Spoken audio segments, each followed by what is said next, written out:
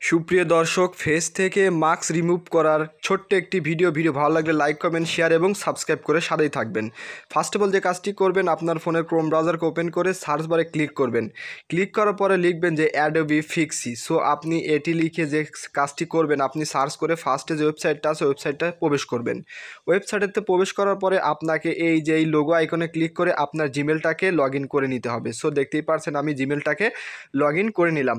করে নেওয়ার পরে আপনি যে কাজটি করবেন, এইখানে ক্রিয়েট উইথ ফায়ারফিল আপনি যে কাজটি করবেন, এই অপশনটার উপর ক্লিক করে আপলোড ইমেজ, আপনি আপলোড ইমেজে ক্লিক করে আপনার মাস্কওয়ালা দেখুন ছবিটি আমি আপলোড করে দিলাম। আপলোড করার পরে আপনি এই টুল আইকনে ক্লিক করবেন, পেন আইকনে ক্লিক করে এটাকে একটু কমিয়ে দিবেন। কমিয়ে দেওয়ার পরে দেখতেই পারছেন এইখানে কিন্তু এয়ার ব্রাশ দিয়ে আপনি এটাকে রিমুভ করে দিবেন।